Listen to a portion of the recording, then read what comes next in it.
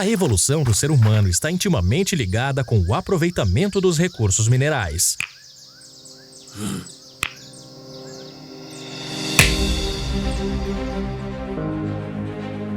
Ao longo dos milênios, esta relação foi se tornando cada vez mais intensa e foi essencial na formação de sociedades mais complexas.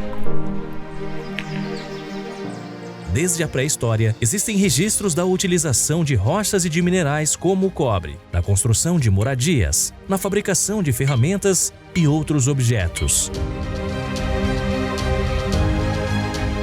Mas qual a origem destas rochas e destes minerais? São resultado da ação de variados processos geológicos em nosso planeta, atuantes desde tempos remotos na formação e transformação de rochas. Alguns desses processos são observados até os dias atuais.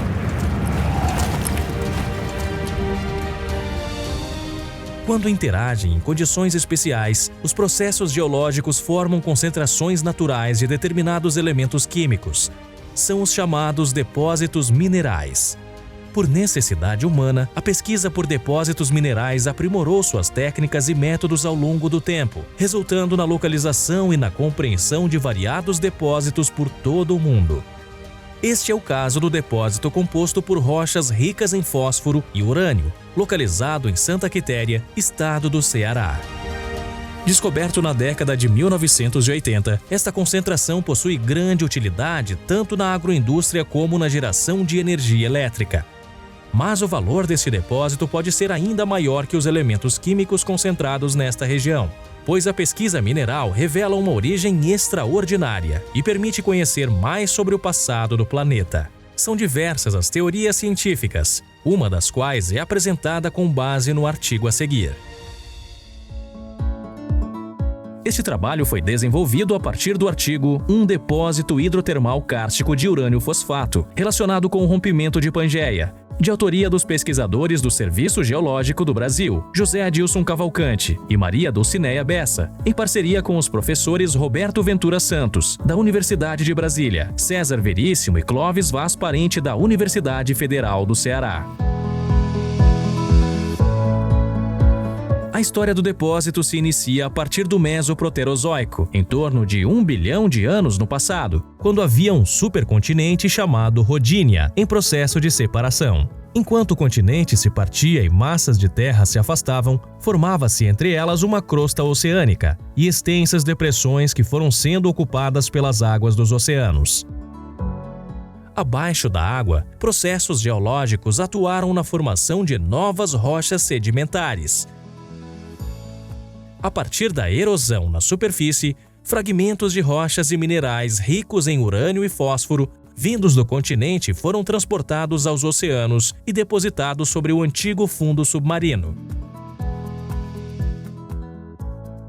Esses mecanismos atuaram por milhões de anos, permitindo o empilhamento de grandes volumes de sedimentos, os quais, com o passar do tempo, tornaram-se rochas sedimentares. Após longo intervalo de tempo, estamos agora no Neoproterozoico. As condições mudaram no planeta e os continentes iniciam um lento processo chamado movimento convergente.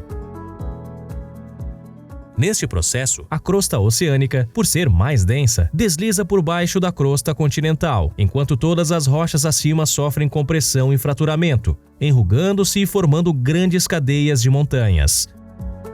Ao retornar para o manto, a crosta oceânica aquece e libera fluidos que ascendem pelas fraturas das rochas acima. Toda a pressão e calor atuantes neste processo modificou a composição física e química de todas as rochas originais, inclusive em sua textura, transformando-as em rochas metamórficas.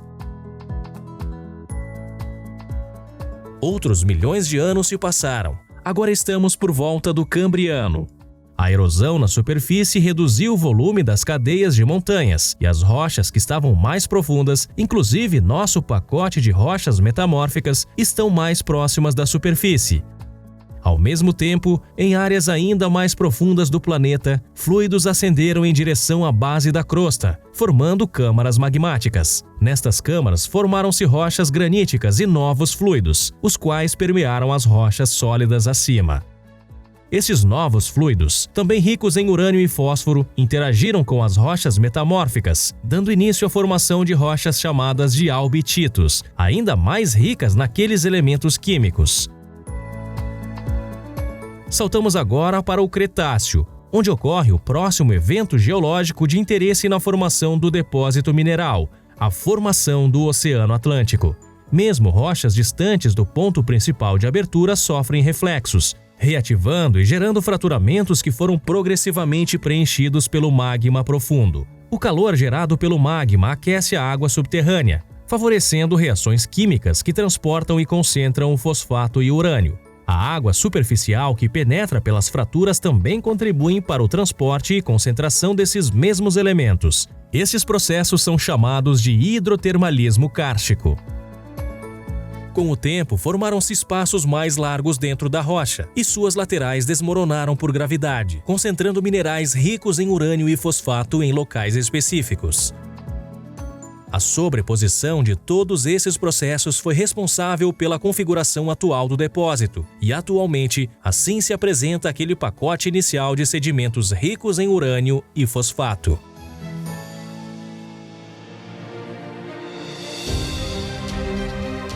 Os depósitos minerais são limitados, o que tornam esses recursos muito valiosos em nossa sociedade. Eles são formados pela combinação de diversos processos geológicos ao longo de grandes períodos de tempo. A busca por esses depósitos e o estudo de como eles se formaram foram aprimorados ao longo da história humana e nos proporcionam acesso tanto a mais informações sobre a evolução do planeta, como a novas tecnologias que podem ser compartilhadas para diferentes finalidades. Seja olhando para o passado ou planejando o futuro, os recursos minerais cumprem um papel fundamental em nossa evolução.